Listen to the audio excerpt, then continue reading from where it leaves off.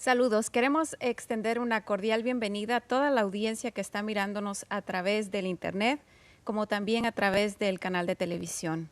Hoy vamos a estar tratando un tema bastante interesante y es precisamente que vamos a estar hablando de la ordenación de la mujer en la historia de la Iglesia Adventista. Para ello hemos tenido a un invitado especial. Se encuentra con nosotros el doctor Mario Veloso. Bienvenido, doctor. Muchas gracias, es un placer estar aquí, participar con la audiencia y contigo. Doctor Veloso, he tenido la oportunidad de estar escuchando una serie de pequeños tópicos en relación a la ordenación de la mujer. Me parece un tema bastante interesante y a la misma vez quiero decir que es de mucha importancia para nuestra Iglesia Adventista mundialmente y también sobre todo en el ámbito de la Iglesia Adventista de habla hispana. De repente puede ser un tema no muy conocido y me parece que esta es una buena plataforma para informar a nuestros hermanos latinoamericanos y de habla hispana, ¿verdad? Precisamente acerca de la historia de este tema, de cómo surgió la ordenación de la mujer en la Iglesia Adventista. Pero antes de desarrollar el tema, ¿qué le parece, doctor, si me habla un poquito acerca de su trasfondo, de dónde es usted y un poco de su preparación académica también? Bueno, yo soy originalmente de Chile, nací en ese país extremo del continente sudamericano. No te voy a hablar de Chile porque solo hablaría cosas buenas. Y en todo caso, mi formación fue bastante internacional. ¿No? Yo estudié en Chile, después salí de Chile para trabajar en Argentina, trabajé después en Brasil, trabajé en Estados Unidos, de repente me hice un poco más universal y estuve trabajando con países de todos los continentes. Y entre ellos toda la división euroasiática, los países que conformaron la Unión Soviética. En total yo más o menos he visitado unos 140 países del mundo.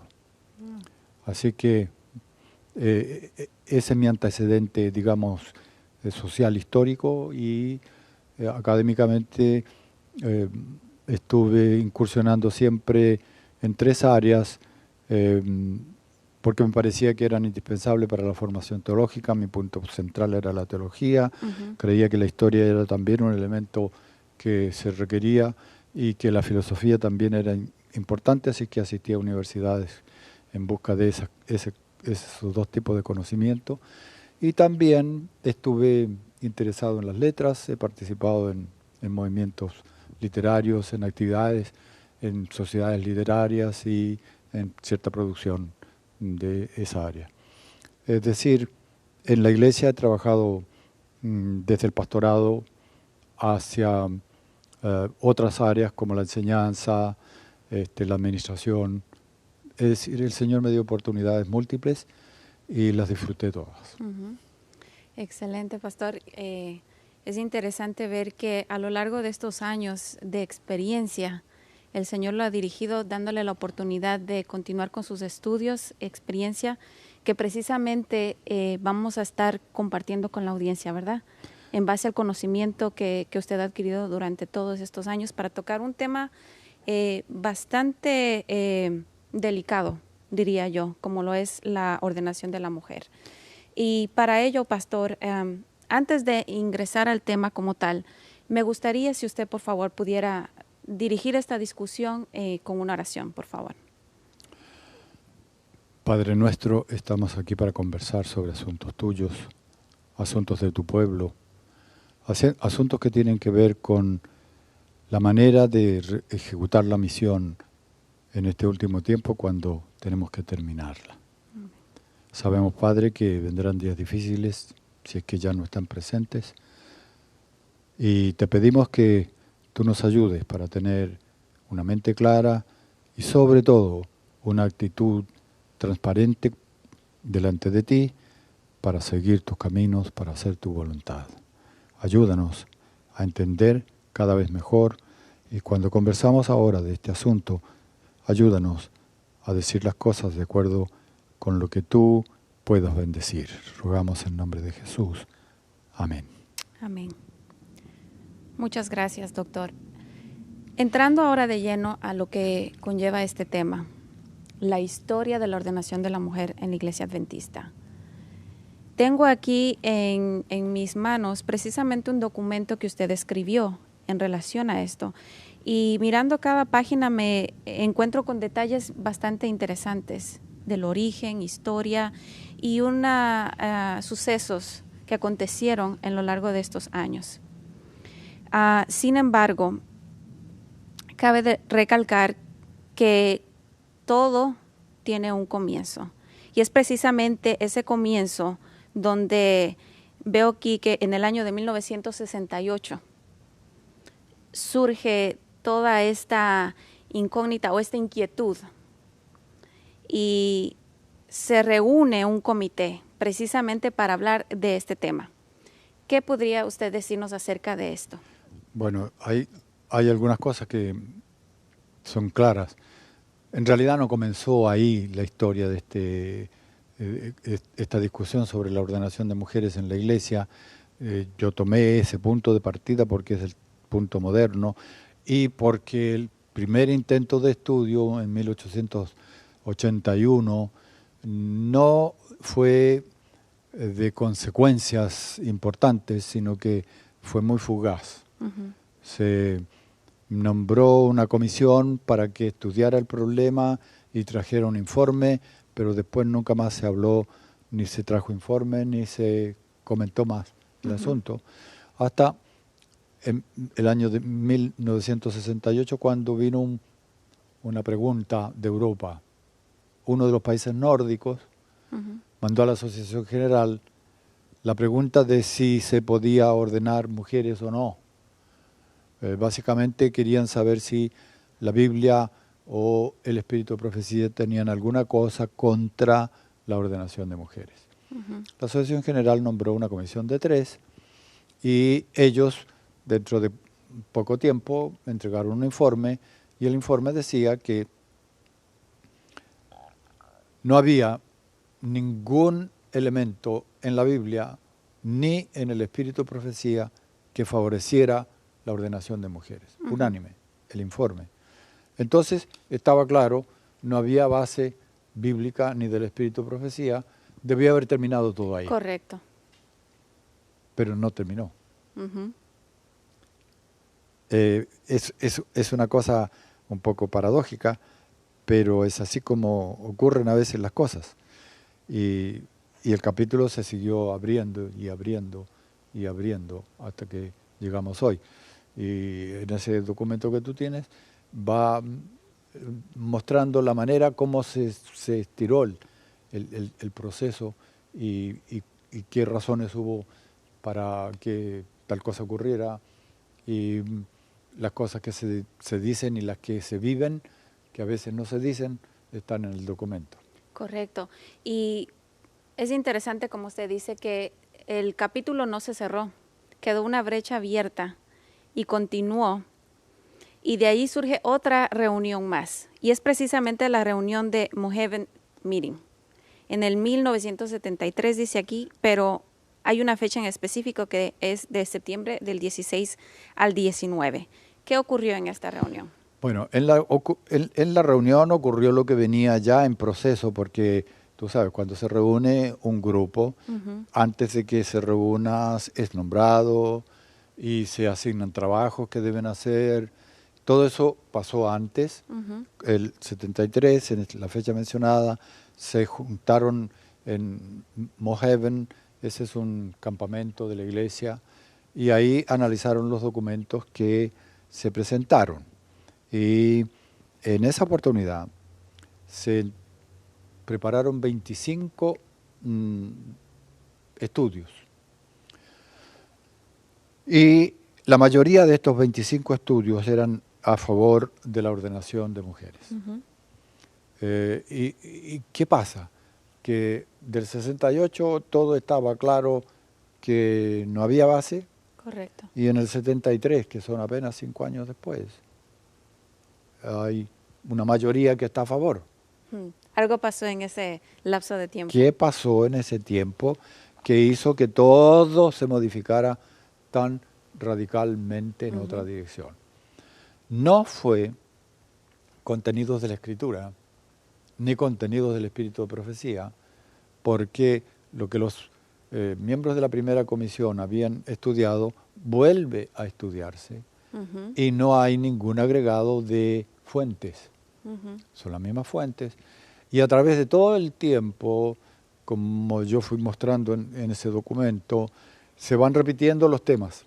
Así es. Los mismos temas, los mismos textos de la Biblia, los mismos párrafos del Espíritu de Profecía.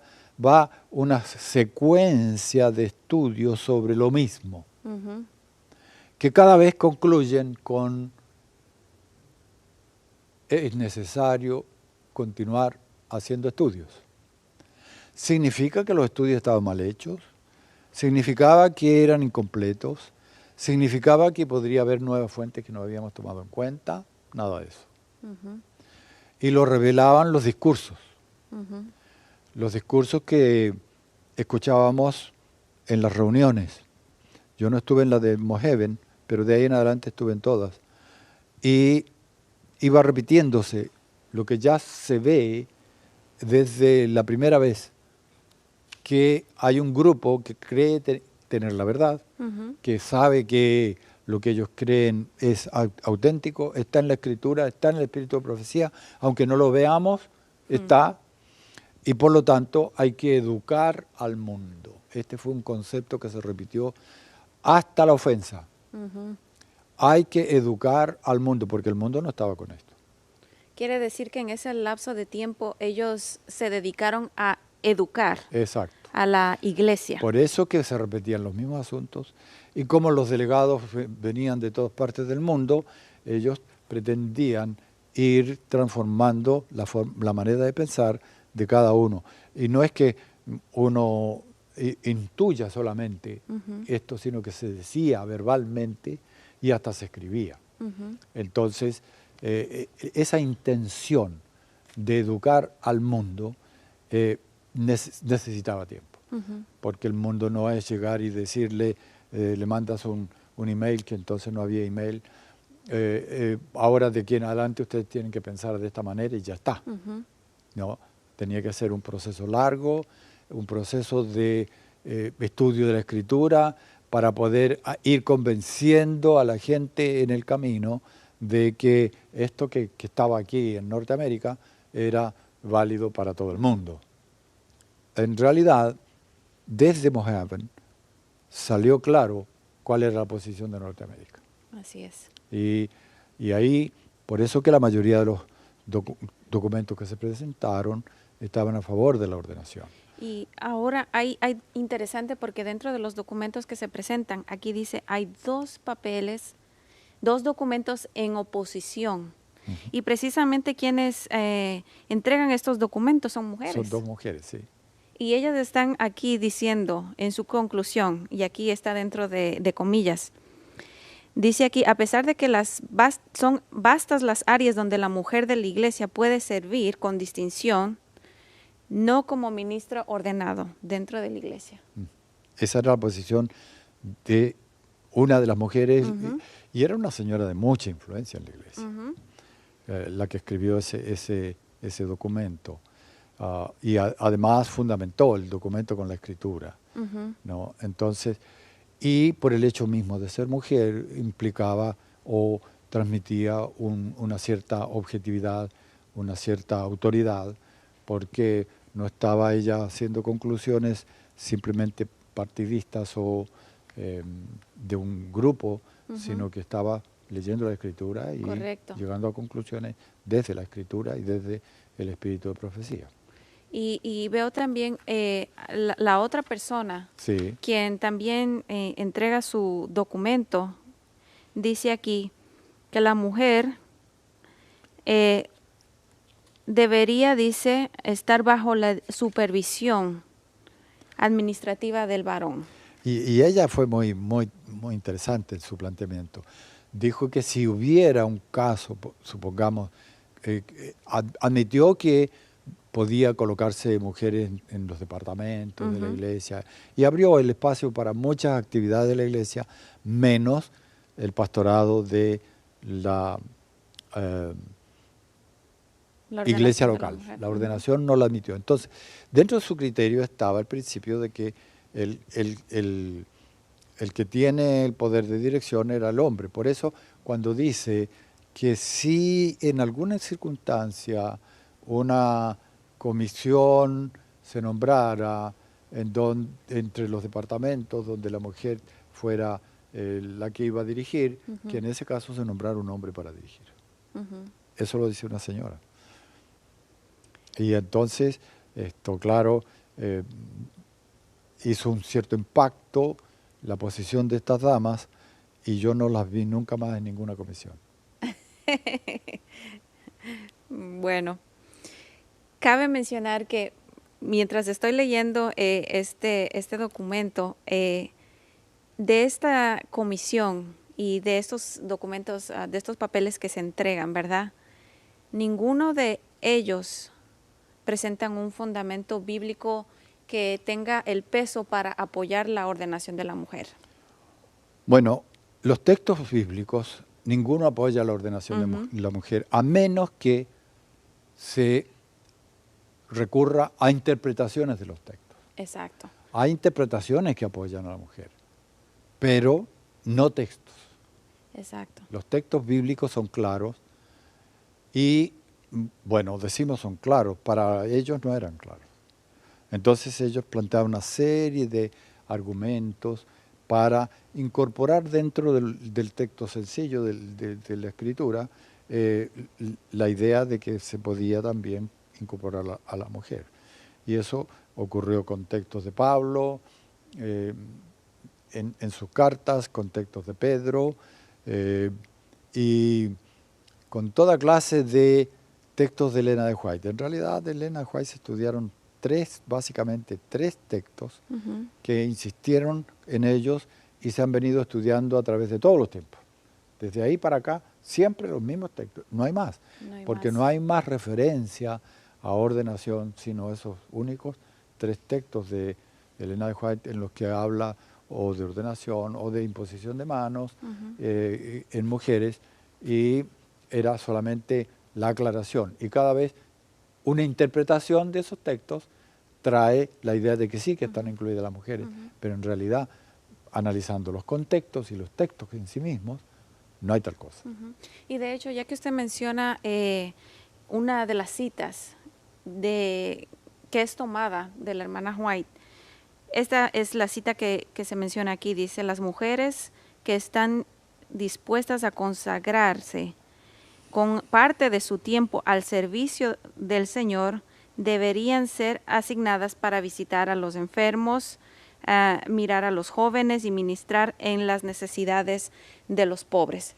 Esta es una de las citas que se toma precisamente para apoyar en favor de la ordenación de la mujer. Es una de las citas principales, ¿no es cierto? Y no se toma en cuenta o no se ve, no quiero decir no se quiere ver, pero no se toma en cuenta cosas que son bien claras ahí. Primero, dice que es un trabajo de part-time, tiempo parcial. Si alguna tiene puede dedicar parte de su tiempo. Más parcial, tiempo parcial que esa expresión no puede haber. Entonces, hay un trabajo específico, no es un trabajo pastoral de conducción de iglesia, sino que son tres cosas que tiene. Y estas tres cosas son parecidas a los trabajos que hacen las diaconisas. Exacto. ¿No es cierto? Entonces, si bien que no está hablando del trabajo de las diaconisas, es un trabajo parecido al que ellas hacían. Y entonces dice que se puede imponer las manos a este tipo de personas que trabajaran así. Además, dice que no es un trabajo independiente, sino que debe estar sometida al consejo de la junta de la iglesia local y del pastor. Así es. Entonces ni siquiera es un trabajo a nivel de asociación como es el trabajo del pastor, sino que es un trabajo a nivel de iglesia local. Por lo cual, en lo que está hablando Elena de White ahí no tiene nada que ver con ordenación de pastoras. Tiene que ver con un tipo de asistencia al pastor y de ayuda al trabajo de la Junta de la Iglesia, pero no más que eso. De manera que esta cita ha sido hasta cierto punto malinterpretada. No digamos mal interpretada, pero no se ha visto el contenido real que tiene.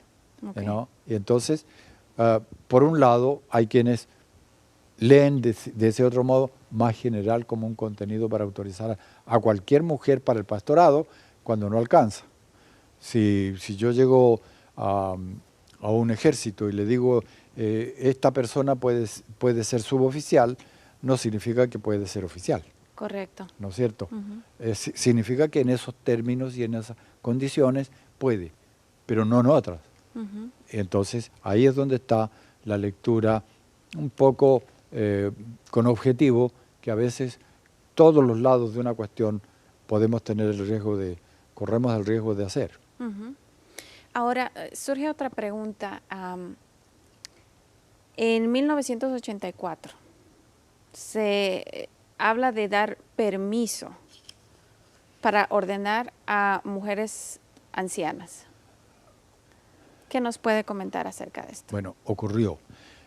Es un voto de la Asociación General, el que ocurrió en 1984, basado en un voto que había tomado el Concilio de Primavera en el año 79, que autorizaba la ordenación de mujeres para la división norteamericana.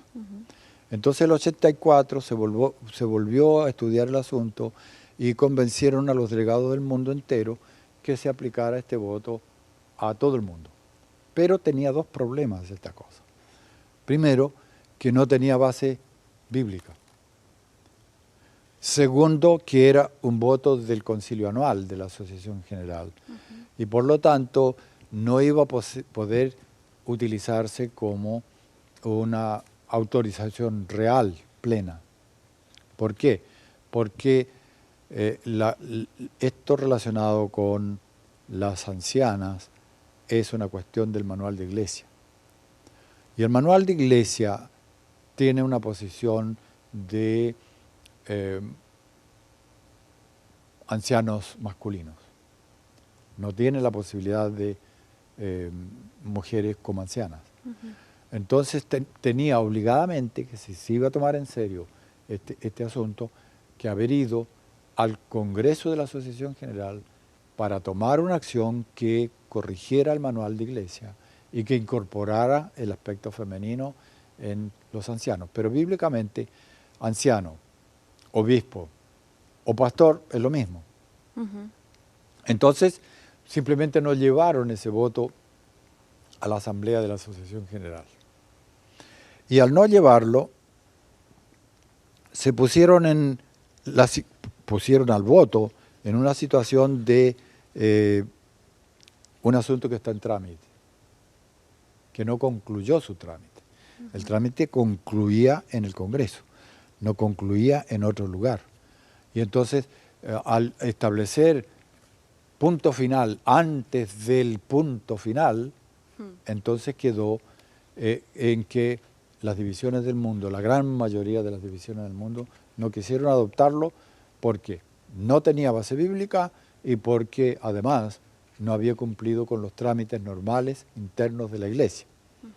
Entonces se adoptó en algunos lugares. Además el voto tenía unas condiciones. Primero decía que no se podía adoptar el voto en lugares donde produjera divisiones. Solo si había unanimidad plena en las congregaciones. Además, tenía que ser estudiado por la iglesia local. Y si una iglesia local solicitaba por unanimidad a la asociación lo estudiaría en relación con las organizaciones superiores. No ocurrió así. En la realidad, las divisiones que aplicaron el voto, ellas presionaron de arriba para abajo a las iglesias locales y en muchos lugares la presión fue de tal grado que se produjeron tremendas batallas campales de argumentación en las iglesias locales y en lugar de lograr la unión de las iglesias, que era lo que prometían con este voto, descubrieron serias grietas en muchas de las iglesias. Después sí permaneció el sistema de colocar presión de las organizaciones superiores hacia la iglesia local, y hay lugares donde simplemente les imponen el nombramiento de ancianas, porque vienen los representantes de la asociación y argumentan y argumentan y acaban imponiéndolo. Dicho esto que usted acaba de mencionar, porque me pone a pensar que prácticamente no se respeta la autoridad, ¿verdad? Y en términos de organización, ¿en dónde reside la autoridad máxima dentro de la Iglesia Adventista? Bueno, la autoridad de la Iglesia Adventista está en el pueblo. Los miembros, ellos son los portadores de la autoridad en la Iglesia Adventista. Y del pueblo pasa la autoridad a la asociación general. No pasa a la iglesia local, no pasa a la asociación, no pasa a la unión, no pasa a la división, que ni siquiera tiene constituency, no tiene ni congresos propios, pasa a la asociación general. Y la asociación general, por orientación del espíritu de profecía, es la que tiene la autoridad máxima en la Iglesia Adventista del Séptimo Día. Esto está registrado en el manual de la Iglesia, bien clarito, está registrado en el libro de reglamentos de la Iglesia, todo está documentado. Por lo tanto, en realidad, la autoridad máxima de la Iglesia en el mundo es el Congreso de la Asociación General, con delegados de todo el mundo. Correcto. Por eso que ahí se juntan las autoridades que están en el pueblo y en la organización, porque la única organización de la Iglesia que tiene delegados de todo el mundo es la Asociación General.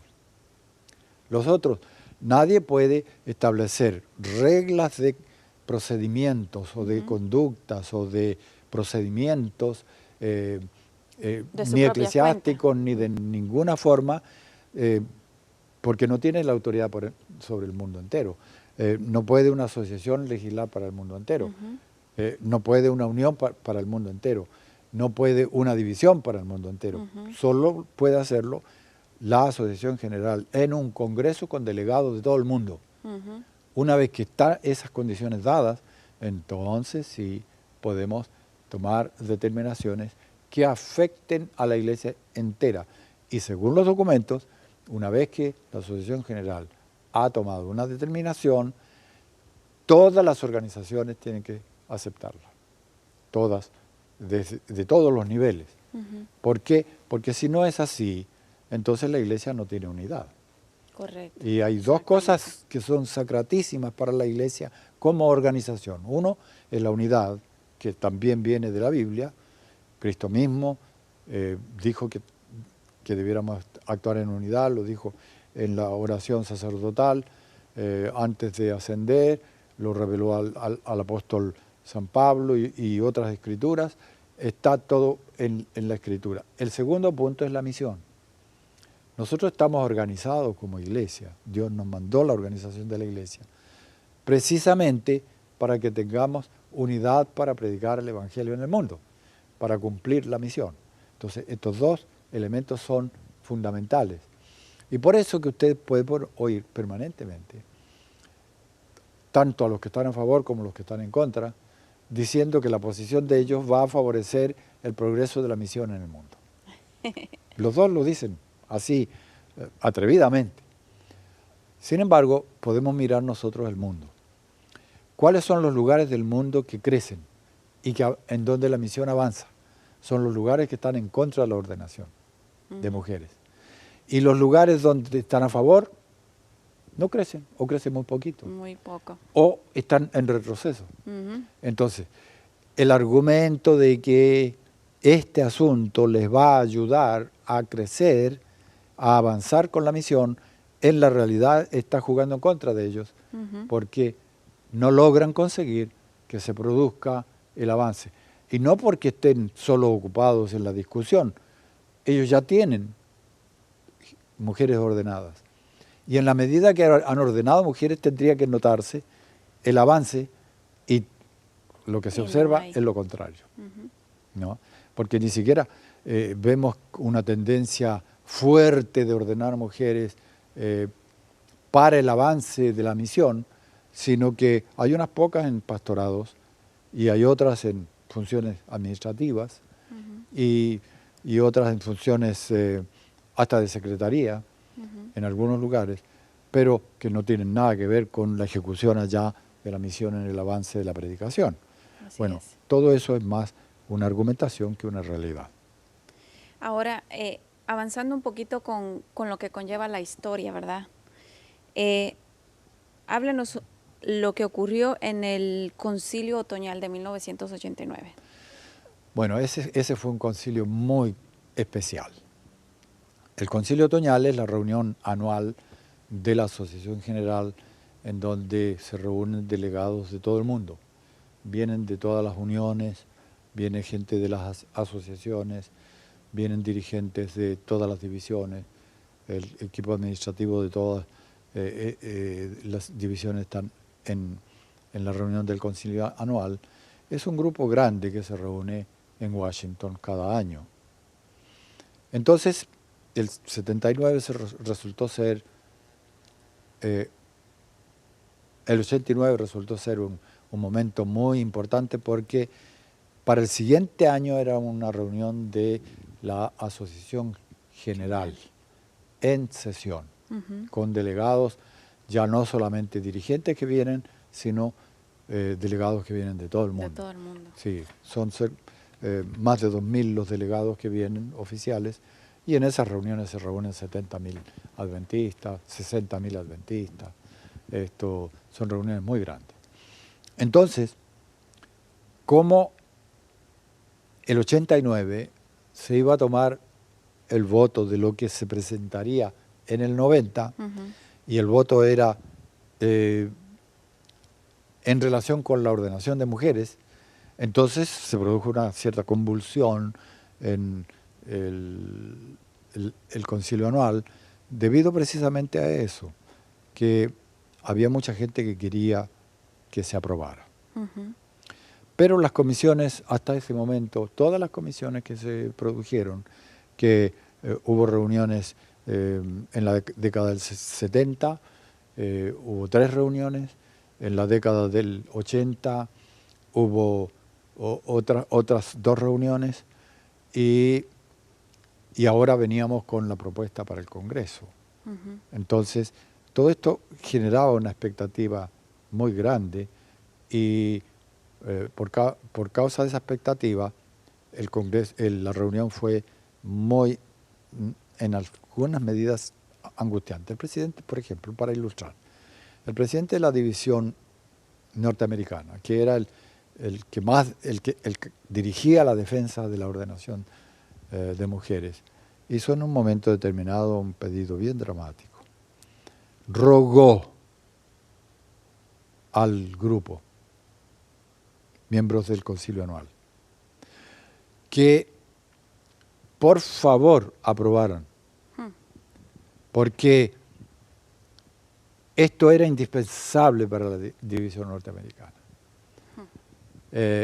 Y en su ruego, él inclusive apeló a que esto era fundamental para la misión de la Iglesia en Norteamérica. Y hasta en su argumentación ese día, amenazó. Porque él dijo que si esto no ocurría, entonces la Iglesia se iba a dividir. Entonces ahí hay una forma de plantear como una especie de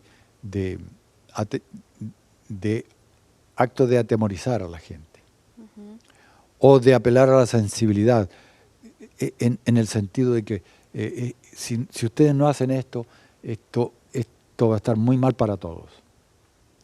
Bueno, en realidad llegó al Congreso de la Asociación General, no se aprobó en el Congreso y todo terminó en lo que se podía prever. Todos sabían que el Congreso no iba a aprobar. Esto ha pasado casi en cada ocasión que se estudió en Congreso. Ya el 85 se había estudiado en el Congreso, del 85. Pero ahí se tomó un voto de no tomar acción alguna. En el 90 se presentó una moción de acuerdo de no ordenar y se aprobó. Entonces no se ordenó. Después, más adelante, viene otro pedido que la División Norteamericana expuso, y esta vez ya no pidiendo la ordenación de mujeres para el mundo, sino solo para la División Norteamericana y tal vez alguna división de Europa. La idea era que se autorizara la ordenación para las divisiones que quisieran adoptarlo. Cosa que el 95 tampoco fue autorizado. Entonces, tiene 3 congresos de la Asociación General que de algún modo expresaron su voluntad a este respecto y ninguno de los 3 aprobó. Sin embargo, la presión continuó. ¿Y por qué continuó? Porque el mundo todavía no estaba educado para esto. Entonces había que seguir educando al mundo. Esa veo que ha sido la estrategia que han estado tomando durante todos estos años. Efectivamente. Educar. Efectivamente. Que el mundo llegue a convencerse, que conquistemos el mundo para la idea de la ordenación de mujeres. Y el mundo ocurre que todas las divisiones distantes de estas que están a favor, ellas han estado pidiendo insistentemente una cosa, que esté basada en la Escritura. Si está basada en la Escritura, entonces vamos. Si no está basada en la Escritura, no podemos aprobar. Y como todos los esfuerzos para demostrar que está basado en la Escritura no resultaron, debido a que no pudieron probar que efectivamente esté en la Escritura, entonces no aprobaron. Ahora, esta vez, ¿qué va a pasar esta vez? Ellos, desde luego que los que están a favor de la ordenación de mujeres han estado haciendo un trabajo muy fuerte a través del tiempo. Y efectivamente el esfuerzo de educar al mundo ha sido real. Ha sido con documentos, con actitudes, con votos, con acuerdos de juntas, y etcétera, etcétera, dando la impresión de que sí, esto ya está adoptado. Además, no solo votos y acuerdos de juntas de aquí de Estados Unidos, sino también actos, porque han estado ordenando mujeres sin estar autorizados. Ahora, los que no están a favor de la ordenación han levantado también su voz diciendo que está mal que ordenen mujeres. Y de algún modo ese ambiente así un poco de presión sobre los que están en contra para que no digan nada, ha estado funcionando muy bien, porque se ha creado como una actitud de esto es políticamente correcto y lo que ustedes creen no es. Es decir, los que están a favor de la Biblia está un poco muy atrasado. Lo políticamente correcto hoy es que estemos a favor. Pero ocurre que para una iglesia lo políticamente correcto es estar a favor de la voluntad de Dios. Así es. Y entonces la discusión ha estado en otras áreas. Rara vez se estudia cuál es la voluntad de Dios a este respecto. Esta pregunta no se ha respondido nunca. Cuando debería ser el punto principal. Es el punto principal. Pero esta pregunta, ¿cuál es la voluntad de Dios para este asunto? No está en ninguna parte estudiado. No se han analizado textos, hemos analizado otros que tienen incidencia, pero no la investigación de ¿es la voluntad de Dios que se ordenen mujeres? Porque la respuesta a eso es contundente. Y por eso no se hace la pregunta. No va a haber cómo decir en la voluntad de Dios está incluido esto después de enumerar todas las expresiones de voluntad de Dios.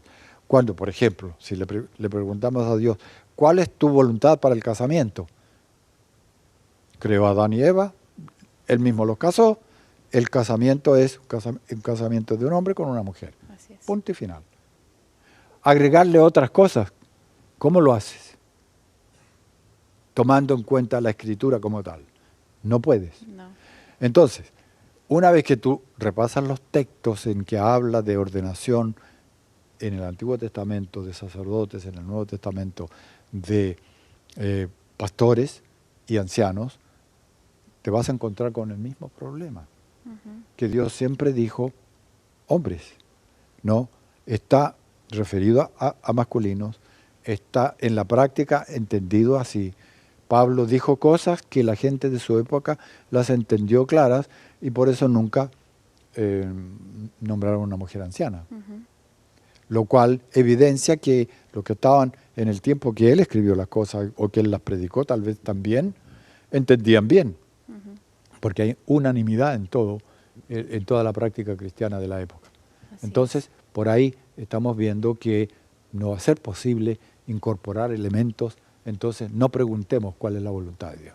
Mejor digámosle a Dios cuál es la su voluntad voluntad. nuestra, ¿verdad? Y ese ha sido el patrón que se ha venido siguiendo durante todos esos años, porque nuevamente en el 1995 otra vez se reúne la Conferencia General. Exacto. Otra vez se trae a colación el tema de la ordenación de la mujer. ¿Qué ocurre allí? Bueno, el 95, esta fue la última vez que tuvimos en un congreso de la Asociación General un acuerdo para votar. Y en este caso fue una propuesta de la División Norteamericana que ella misma redactó el acuerdo. Y el acuerdo que la División Norteamericana había propuesto simplemente decía, y quiero leer el texto del acuerdo, dice, votado, referir al Congreso de la Asociación General de 1995, este era el voto de la División Norteamericana, el pedido de que la Asociación General en sesión adopte provisiones en cuanto a la ordenación de la mujer, como se indica aquí. Y lo que ellos propusieron es que la Asociación General colocara en cada división el derecho y la autorizara a ordenar personas individuales dentro de sus respectivos territorios en armonía con reglamentos establecidos.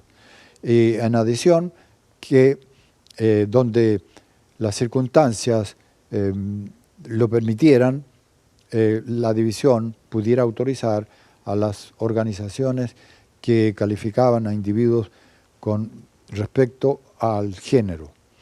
Y en este caso, variación de género. En las divisiones donde la Junta Ejecutiva tome decisiones aprobando la ordenación de mujeres al ministerio evangélico, las mujeres debían ser ordenadas para servir solamente en el territorio de esas divisiones. Bueno, esto, como decimos, era cada división tiene el derecho de ordenar o no ordenar mujeres, y si las ordenaba, esa ordenación valía solamente para esa división. Esto tampoco fue aprobado. Hubo 673 votos a favor y 1.481 votos en contra.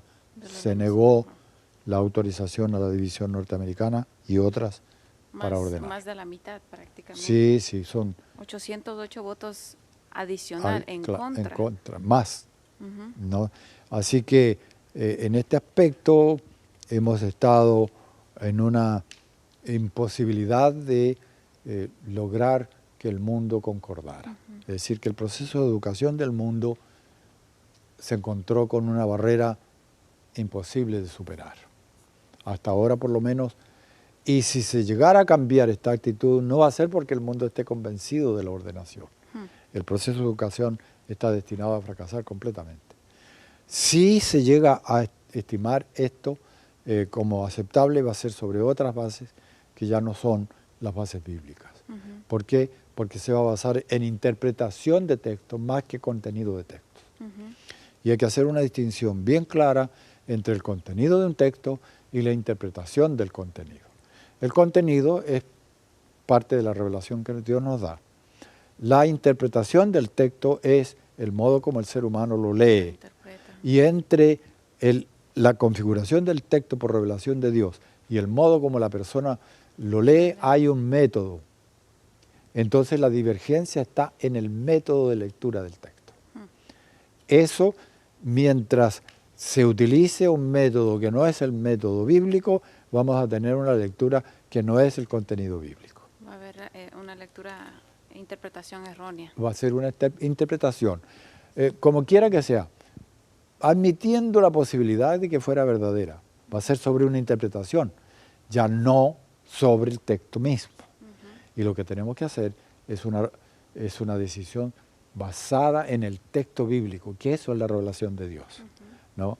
Y hay diferentes teorías de cómo tomar esto, pero el principio de que la decisión debe estar basada en lo que actualmente está en la Biblia, seguirá valiendo siempre, y no en una interpretación del texto como tal, cualquiera que sea esa interpretación.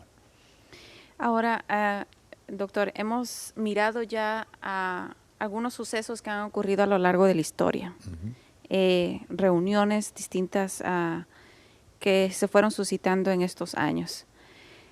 Hay otra comité, pero quisiera que usted me descifrara un poquito primeramente las siglas de lo que significa este comité y precisamente de esa reunión que se estableció. Es acerca de TOSC.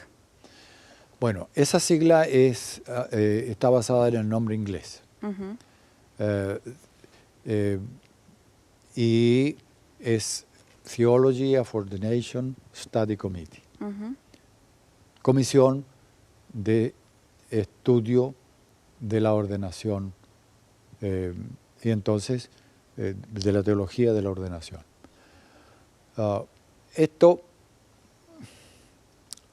se originó, no directamente, indirectamente se originó en el Congreso de la Asociación General del 2010, el último.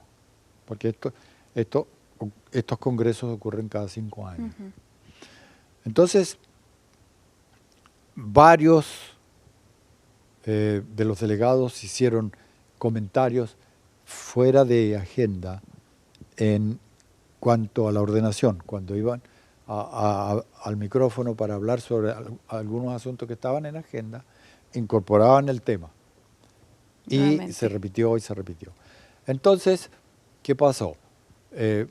La llamada Steering Committee, que es la comisión que administra las reuniones del Congreso durante los días del Congreso, ella estudió el asunto que estaba comentándose en la asamblea y llegaron a la conclusión de que no podía incorporarse en la agenda ahí, en ese momento, porque la agenda se vota con tiempo de anticipación, porque el orden establece y la equidad en los procedimientos exige que esto no surja así espontáneamente, ningún asunto, que alguien se levante, o 5, o 6, o 10, o 15, y que ellos sean la representación del mundo entero, no se puede aceptar ese criterio.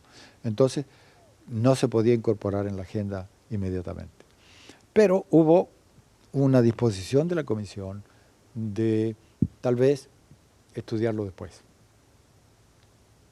Entonces, en la última reunión, el que estaba presidiendo la sesión de ese día dijo que habían escuchado los discursos esos, que los habían tomado en cuenta y que ustedes, dijo, oirán más acerca de este asunto en el futuro. No dijo el próximo Congreso va a traer una propuesta. Dijo simplemente que se escucharía más. Y de hecho, la administración actual, el pastor Ted Wilson, que es el presidente hoy, él, con el equipo administrativo, llegaron a la conclusión de que sí, esa palabra del vicepresidente, que indudablemente estaba basada en la conversación de la Comisión Administrativa del Congreso, había que tomarla en cuenta y que era apropiado nombrar una comisión para que estudiara teológicamente el asunto. Es decir, hasta ahora todos los estudios que se habían hecho no eran sobre ordenación de mujeres. Nunca se dijo en ninguna comisión el objetivo de ustedes de estudiar la ordenación. El título que se le dio a casi todas las comisiones que se nombraron o los grupos de estudio que hubo en la década del 70 y del 80 llevaban el título de lugar de la mujer en la iglesia. Nunca se animaron a decir ordenación, estudios sobre la ordenación de mujeres. ¿Por qué? Porque era todo hecho eufemísticamente, ¿no? En realidad era el título a estudiar el lugar de la mujer y lo que se hacía era estudiar la ordenación. Esporádicamente algún estudio que hablaba acerca de qué podía hacer la mujer en la iglesia, pero eso era así, unas cuantas gotas en una tormenta de lo otro. Y ahora por primera vez salimos del closet y le pusimos el título que correspondía y entonces se produjo una comisión para estudiar la teología de la ordenación de mujeres.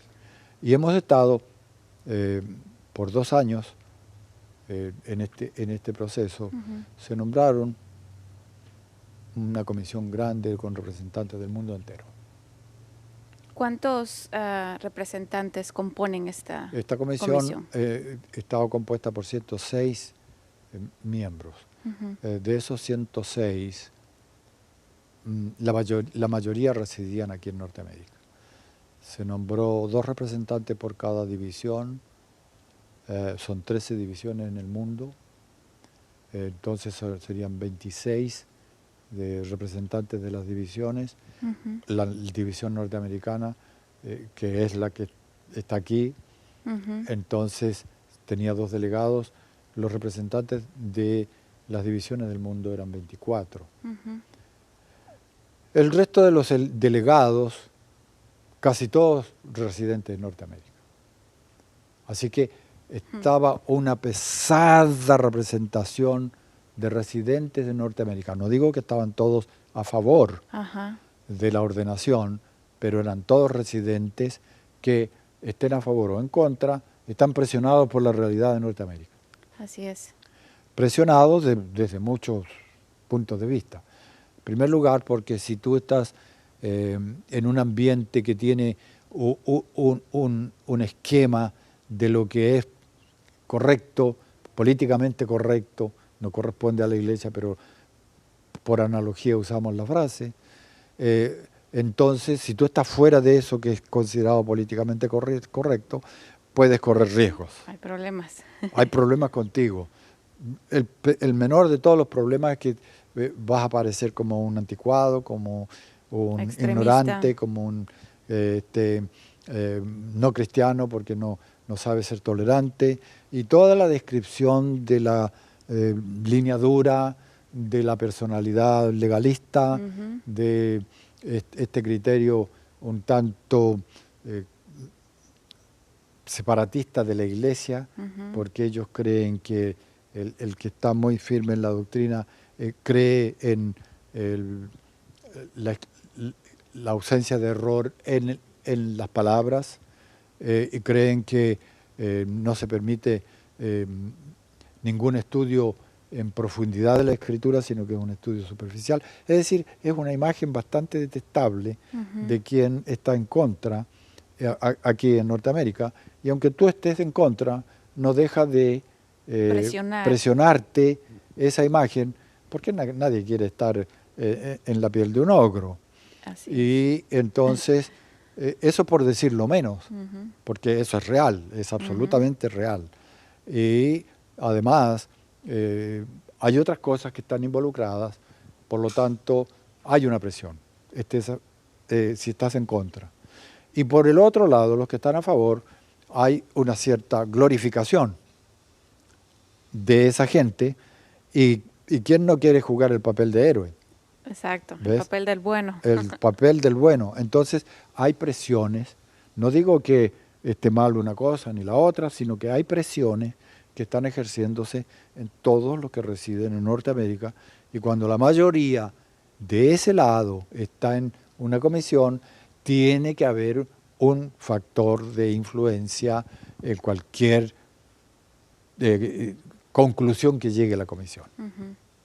Ahora, doctor, hablando de las reuniones que ha tenido esta comisión, sabemos que el año 2015 está a las puertas.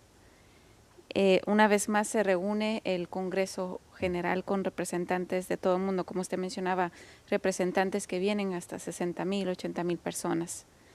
Es allí donde se piensa presentar como resultado de lo que se ha venido estudiando estos 2 Bueno, eso es la años. expectativa. En realidad, los, la, la tarea que se le dio a la comisión no fue entregar un informe al Congreso de la Asociación General del 2015, sino realizar un estudio acerca de la teología de la ordenación de mujeres y presentar recomendaciones no al Congreso, sino a la administración de la Asociación General, que a su vez la administración lleva a sus conclusiones al concilio anual, como ocurrió el 89, y al mismo tiempo que lo lleva ahí, puede incorporarlo en la agenda del Congreso siguiente, que en este caso sería el del 2015. La expectativa de todo el mundo es que este asunto esté en la agenda de ese Congreso. Y la idea que todos desarrollan es, ahí se decidirá la cuestión. Entonces, finalmente, vamos a tener una decisión final, ¿no? Porque ahora sí se estudió con todos los términos la teología de la ordenación. Esa es la expectativa que en este minuto hay. Y tal vez me voy a atrever un poquito a usar esta palabra, a decir predicción. Pero, ¿qué pudiera usted, en base a lo que usted ha estado en las reuniones y ha estado estudiando y al ver el punto de vista de los diferentes representantes, ¿verdad? ¿Qué usted considera que será como punto principal a la hora de tomar esa decisión si se vota en contra o a favor de la ordenación de la mujer? Bueno, mira, tú utilizas una palabra predicción. Inmediatamente me abres la puerta para que yo sea candidato a ser profeta. En realidad... Usando una mala, por no buscar otra palabra. Claro, pero es apropiada, porque ¿cómo podrías decir eso sin usarla? ¿No? Porque está en el futuro, porque las cosas nadie las ha dicho, entonces entrar es un poco eso de la predicción. Sí, yo he sido profesor de filosofía de la historia y eso pretende sacar lecciones de la historia para entender el presente, interpretar el presente y anticiparse, si fuera posible, un poco a los hechos históricos. Pero yo no vi ningún alumno ni profesor de esas áreas del conocimiento humano que se tornara profeta por eso. Así que está muy complicado llegar a una predicción de ese orden así bien preciso. Todo lo que yo podría hacer ya no es un trabajo científico, ni mucho menos, tal vez un pálpito, tal vez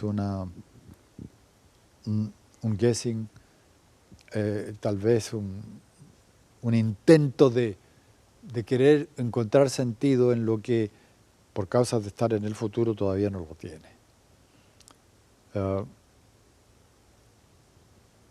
Primero, ¿será que la Junta Directiva de la Asociación General en su concilio anual de este año va a colocarlo en la agenda? Porque eso también es un punto. Podrían no colocarlo.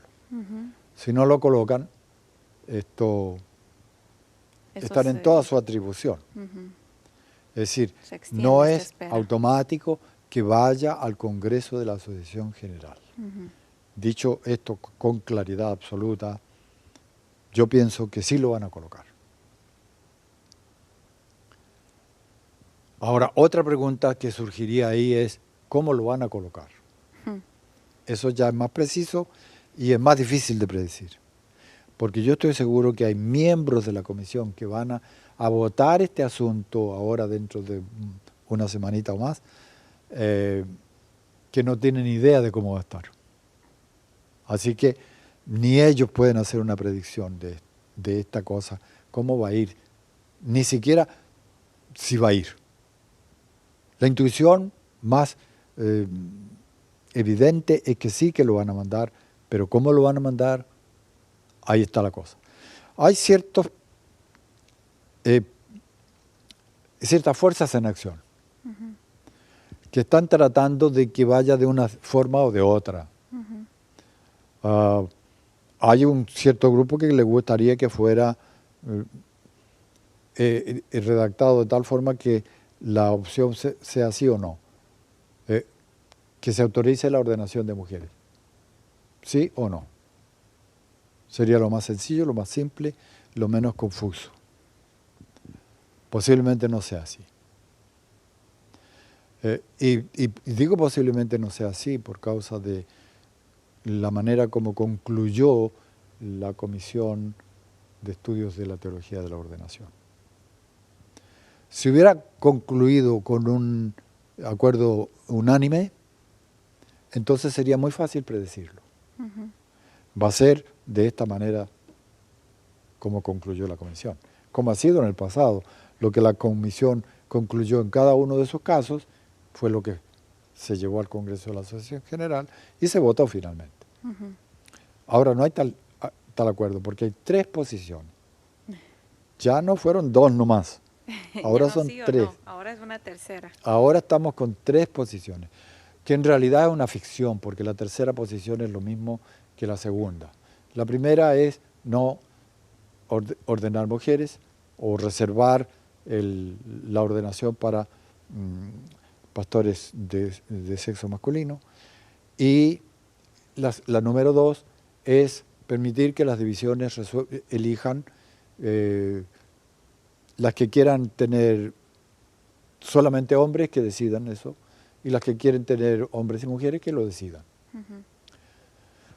Y la tercera posición, que es más o menos lo mismo que la anterior, es por lo tanto igual, con una argumentación diferente, pero con un resultado idéntico.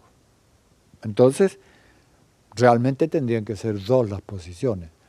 ¿Cómo va a ser la redacción para que se defina una o la otra? Eso está por cuenta del concilio anual que viene ahora. Ahora, de ahí saltar a la sesión de julio del año que viene, julio del año que viene, del Congreso de la Asociación General, y animarse a decir cómo va a ser la decisión. No, por mucho que yo mire para el futuro, no veo nada. Solo me animo a mirar hacia el pasado. Y en el pasado leo una reyección constante, sistemática, permanente. Cierto, un aumento de votos a favor, pero el aumento es tan pequeño que para efectos de una votación como tal no tiene incidencia. Porque como tú observaste, la votación en un caso era como de de 3-1, en el otro como de 2-1. ¿Y cómo sería ahora? Posiblemente la misma tendencia, con poco más votos a favor, pero igual mayoría contra. Está difícil decir lo que va a ser así. Así es. Pero mirando la tendencia del pasado, esa es la tendencia. Ni estoy diciendo que va a ser así en el Congreso, pero esa es la tendencia. Y mirando esa tendencia, atreviéndonos o arriesgándonos a decir que la Iglesia vota a favor de no ordenar a la mujer, ¿qué ocurriría con la Iglesia? Bueno, yo te voy a decir, si votan no ordenar a la mujer, se va a armar un problema grande. Y si votan ordenar a la mujer, se va a armar un problema grande. A menos que Dios nos haga tomar una actitud apropiada, no tenemos salida de este problema. Y la actitud apropiada sería que los que están a favor de la ordenación, lo mismo que los que están en contra de la ordenación, tuvieran la misma disposición de aceptar el voto de la Asociación General, aún en contra de uno. Es una posición bastante delicada. Es lo que tendríamos que tomar todos. Así es. En ausencia de esa posición se armará problema de cualquier forma. Porque cada lado va a querer todavía defender su Ahora, posición. debo, sin embargo, atenuar un poco lo que acabo de decir, sin negarlo, por causa de esto. Esa pregunta apareció en la comisión. Cuando ya estábamos cerrándolo todo, una hermana muy inteligente, de intervenciones muy oportunas, que hasta ha sido embajadora de este país en otros lugares, es decir, una mujer muy esclarecida, muy bien posicionada en todo lo que ella dice, planteó esta pregunta al grupo. Porque el grupo tomó un consenso en el cual incluyó dos cosas, en las que estábamos todos de acuerdo. Pero tuvimos que colocar un preámbulo diciendo que a pesar de que no tenemos consenso en cuanto a la ordenación, estamos con consenso claro en cuanto a las 28 doctrinas fundamentales y en cuanto a la misión de la Iglesia. Solo esas dos cosas. La ordenación no hay consenso. Entonces ella dijo, agreguemos un tercer punto. Que ese tercer punto sea que todos estamos dispuestos a aceptar la decisión del Congreso. Y ya estaba el tumulto como del cierre y ella haciendo su propuesta y inmediatamente no se dio ni espacio para una votación. Porque como se buscaban consensos, ya inmediatamente se escuchó en el tumulto el grupo de los que estaban a favor de la ordenación no quería ese consenso y con que hubieron unos cuantos que no lo querían ya no se podía agregar. Ahora yo noté, y esto no lo noté solamente por impresión, porque también estaba escrito en documentos, que las divisiones que están en contra de la ordenación de mujeres tienen una mejor actitud con respecto a la decisión del Congreso, porque casi todas ellas, las que están en contra, dijeron que estaban en contra, pero que estaban dispuestas a aceptar la decisión del Congreso. Por el contrario, las otras divisiones no estaban dispuestas a aceptar la decisión del Congreso. Y esto fue expresado así categóricamente en el grupo total, porque hubo preguntas concretas que se le hicieron a personas específicas y respondieron con claridad. En un caso respondió yo sí personalmente, estoy dispuesto a aceptar el Congreso, la decisión del Congreso, pero mi división no, mis uniones tampoco. Entonces, aquí hay una cuestión muy interesante. Estábamos un día almorzando, un grupo, y estábamos en una mesa redonda. Había, creo, una sola mesa redonda grande, y ahí estábamos varios de nosotros. Y a mi lado estaba Mark Finley, muy conocido por todos. Un hombre sabio, que yo respeto y quiero mucho por la gran contribución que ha hecho en el evangelismo de la iglesia y otras cosas. Y entonces él me dice, Mario dice, después de todo esto, después de todas estas reuniones que tú has estado y la forma como te has relacionado con todos los procesos estos, ¿cuál crees tú que es el argumento más importante en contra de la ordenación? Una pregunta para la antología, ¿no es cierto? Entonces yo le dije, ¿sabes? A esta altura, que hemos repetido los mismos textos bíblicos en todas las reuniones, hemos repetido los mismos párrafos de Elena de White en todas las reuniones, yo ya no estoy más buscando argumentos. Ya no hay argumentos. Todos conocemos todos los argumentos. A cualquiera de los miembros de la comisión, siéntalo en un panel, hazle las preguntas y sabe todos los argumentos. Entonces, yo estoy ahora buscando actitudes. Para mí, lo que me define a mí son las actitudes. Las actitudes que las personas, miembros de esta comisión, tengan con respecto a los que están opuestos a ella, con respecto a los que están a favor de ella, con respecto a las divisiones que estén en contra de su posición y con respecto a la Biblia. Sobre todo, le dije, con respecto a lo que Dios dice. Si están dispuestas a hacer lo que Dios manda, eso para mí es un buen camino. Y ese es el camino que debiéramos seguir todos. Eso es lo que yo quisiera, que todos nosotros estemos dispuestos a hacer la voluntad de Dios a cualquier precio. Precio de la cultura, precio de la apariencia de saber, precio del prestigio entre las otras iglesias, precio de la apariencia de estar al día en el mundo, al precio que sea.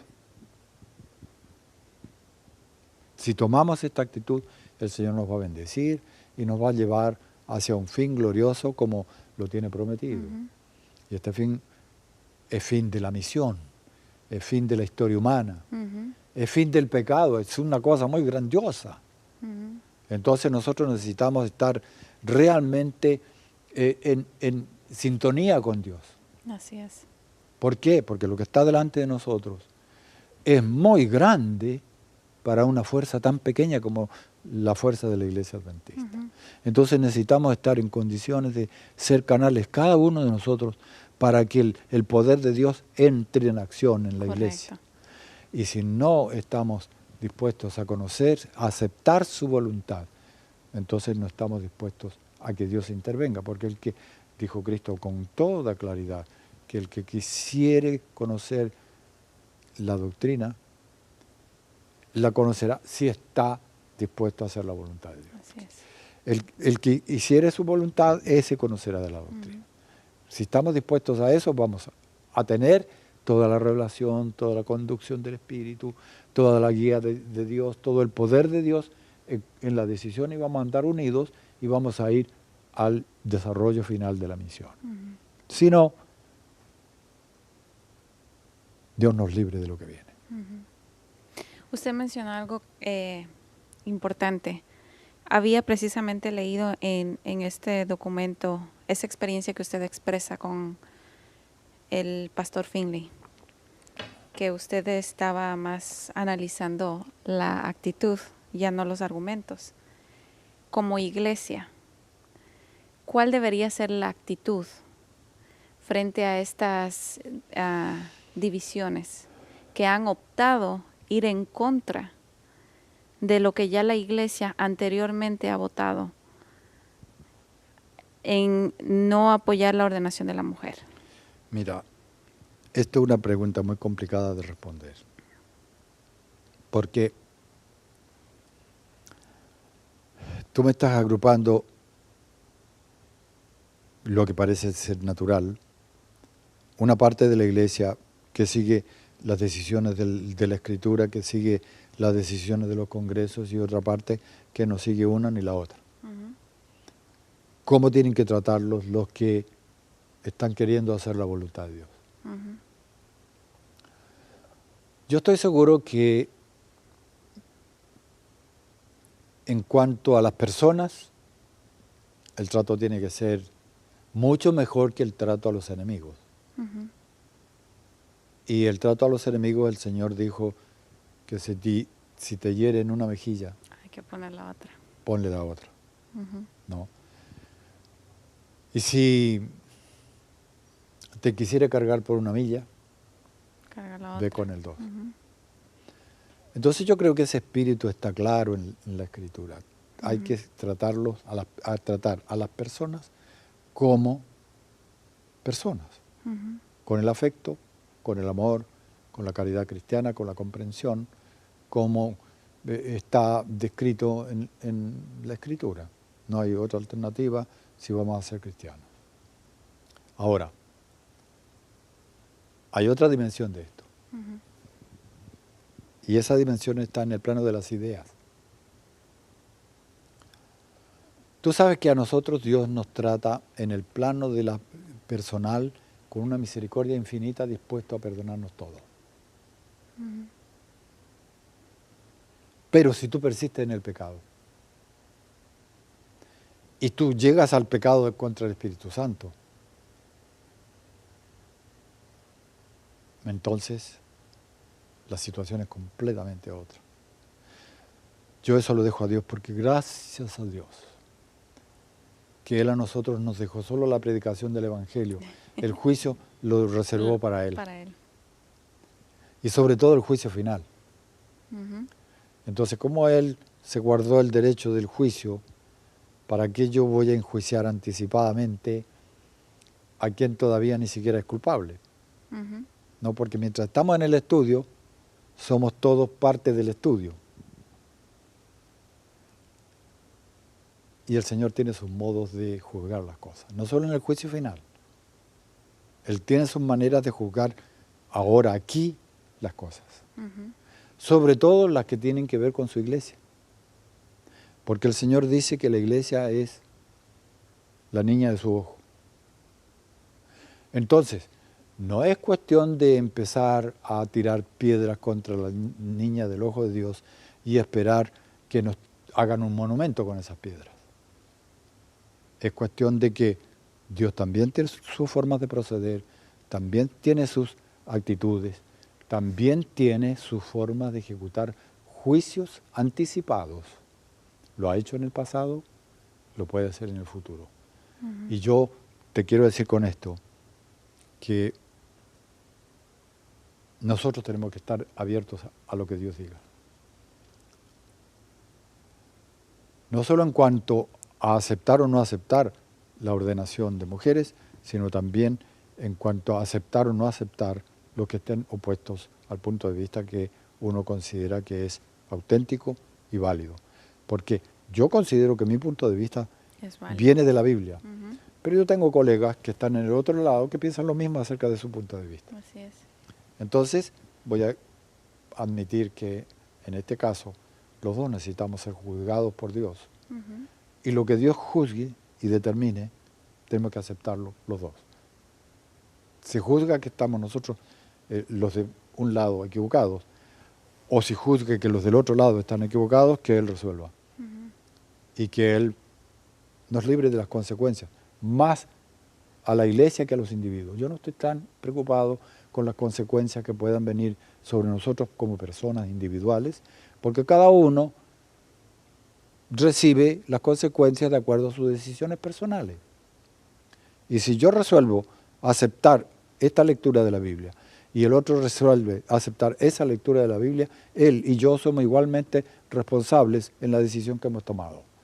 Y como personas responsables tenemos que estar abiertos a las consecuencias, cualquiera que venga.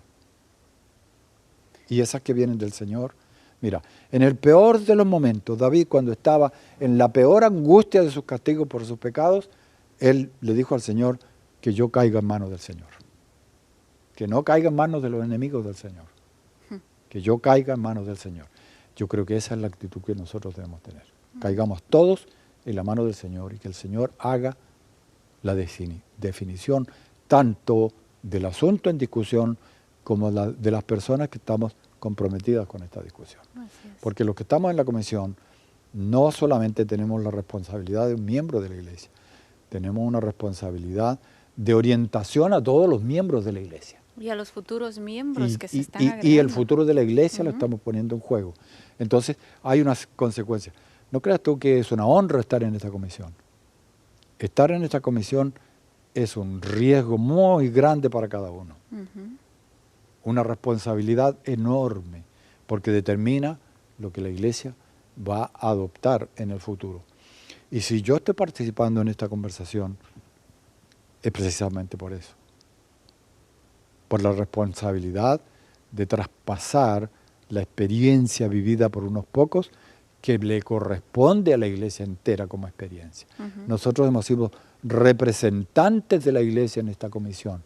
Entonces la experiencia que nosotros hemos vivido es de la iglesia. Tienen que recibirla. Nosotros tenemos que traspasársela, tenemos que contársela, tenemos que comunicársela para que la iglesia, con su sabiduría, resuelva las cosas, con la sabiduría de Dios, con la influencia del Espíritu, y pueda escuchar la palabra, sabiendo lo que unos y otros dicen, para que el Espíritu les dé el discernimiento y su conocimiento de la Escritura les permita ver cuál está en lo cierto. Para mí es una cuestión de autoridad. Autoridad de la palabra, autoridad de Dios, autoridad de la iglesia. Humildad de nuestra parte para aceptar todo esto, indispensable, y el Señor sea glorificado. Cabe la pena recalcar que lo que usted mencionó cuando le formulé esta pregunta acerca de la actitud que debería tener la iglesia, me parece importante lo que usted dijo de ponernos, ante todo, somos responsables frente a Dios por cada decisión que tomemos.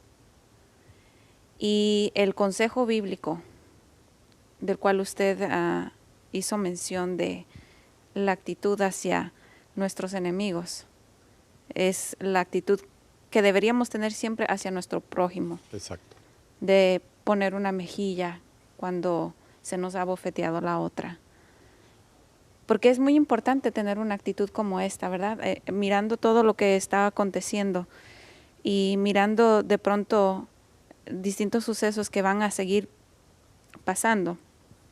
Bien importante que mantengamos esta conducta realmente de hijos de Dios, que estamos aquí para hacer la voluntad y, como usted dijo, canales de recibir la sabiduría que venga de Dios para poder transmitir a otros esa sabiduría que se nos entregue.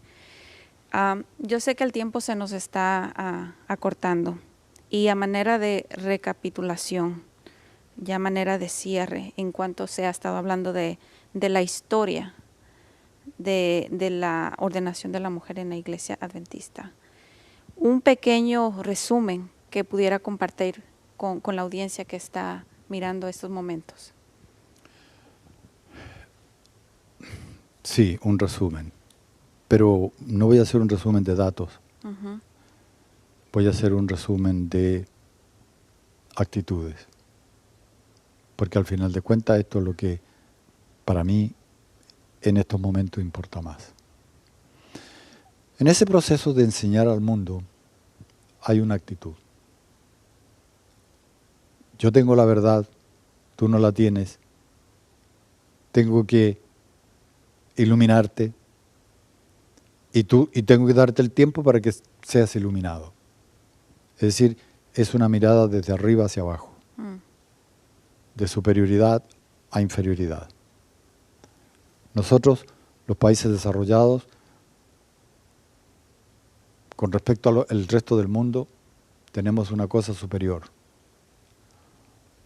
Eso es un trato de desigualdad, hasta de discriminación. Cuando no te dejan la libertad de expresar tu opinión, porque esa expresión de tu opinión ofende, y se dan por ofendidos y hasta piden que se disculpen públicamente, eso también me dice a mí una actitud, que es una actitud de coerción. Es una cuestión que el Señor no utiliza. Cuando hemos venido a través de todo el tiempo haciendo decisiones que no son decisiones finales, sino deja una puerta abierta. Siempre tomamos el acuerdo a este tiempo, en este tiempo, o necesitamos hacer estudios para mayores estudios. Todo eso es ir diciendo que todavía hay gente que no está en condiciones. Entonces, ese proceso a mí me ha venido impactando a través de todo el tiempo. Y yo pienso en las actitudes de los hermanos pioneros en los concilios sabáticos de 1848 adelante, y veo una actitud tan distinta. Ellos tenían posiciones diametralmente opuestas, venían de iglesias que con teologías incompatibles. Y ahí se discutían y se decían cosas, nadie se daba por ofendido, y si se daban por ofendido, se perdonaban, no exigían que le pidan perdón, sino que se perdonaban los unos a los otros. Y entonces, de ese modo, yo veo que la situación se complica. De ahí que yo pido a los miembros de la iglesia y a los dirigentes que tomemos la actitud que corresponde tener. Que todo esto nos deje la lección de humildad para aceptar delante de Dios el camino suyo a cualquier precio. Y que no volvamos nunca más a recorrer un camino tan largo por una actitud que no es de integración de los unos con los otros. No hay unidad. Muchas gracias, doctor Veloso, por su intervención. Y a ustedes que han estado mirando estos momentos, esta entrevista con el doctor Veloso, esperamos que este tema de interés para todos los que componemos la Iglesia Adventista haya sido de bendición. Que Dios los acompañe y hasta la próxima ocasión.